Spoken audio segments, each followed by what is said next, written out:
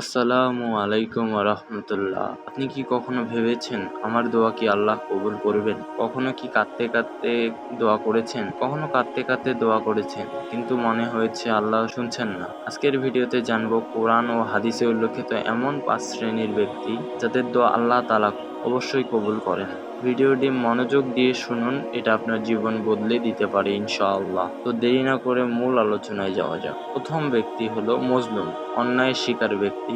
রাসূলুল্লাহ সাল্লাল্লাহু সাল্লাম বলেন, মজলুমের দোয়া ও আল্লাহর মাঝে কোনো পর্দা নেই। বুখারী। আপনি যদি কারো দ্বারা কষ্ট পেয়ে থাকেন, কারো জুলুমের শিকার হন, তাহলে আপনার দোয়া আল্লাহর কাছে সরাসরি পৌঁছে যায়। দ্বিতীয় ব্যক্তি হলো মুসাফির, ভ্রমণরত ব্যক্তি। রাসূলুল্লাহ সাল্লাল্লাহু সাল্লাম বলেছেন, 3 ব্যক্তির দোয়া ফেরত যায় না, তার মধ্যে একজন হলো মুসাফির। সফরকালে মানুষের মন নরম থাকে, সেই অবস্থায় করা দোয়া খুব দ্রুত কবুল হয়। 3 নম্বর ব্যক্তি রোজাদারদের দোয়া, ইফতারের সময় বিশেষ করে। হাদিসে এসেছে, রোজাদারদের ইফতারের সময়ের দোয়া ফেরত যায়, তাই প্রতিদিন ইফতারের আগে নিজের জন্য, পরিবার, উম্মার জন্য দোয়া করুন।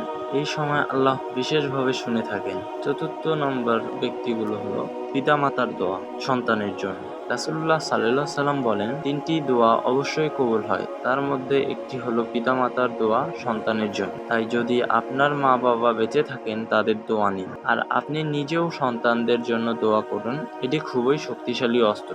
পঞ্চম অস্ত্রটি হলো রাত্রির শেষ তৃতীয়াংশে দোয়া। রাসূলুল্লাহ সাল্লাল্লাহু সাল্লাম বলেন, রাত্রির শেষ অংশে আল্লাহ দুনিয়ার আসমানে নেমে এসে বলেন, কে আছে দোয়া করবে, আমি কবুল করব। কে আছে ক্ষমা চাইবে, আমি ক্ষমা করব। বুখারী। এই সময়টি আমাদের সবচেয়ে বেশি অবহেলিত, অথচ আল্লাহ নিজেই ডাকছেন, শুধু চাইলে তিনি দেবেন। প্রিয় ভাই ও বোনেরা, আল্লাহর দরজা সব সময় খোলা, তিনি আমাদের অপেক্ষায় থাকেন। আপনি যদি এই 5 শ্রেণীর কারো অন্তর্ভুক্ত হন, জানুন আপনার দোয়া বাতাসে হারিয়ে যায় না। দোয়ার আগে অন্তর খুলে দিন, গুনাহ মাপ চাইতে ভুলবেন না।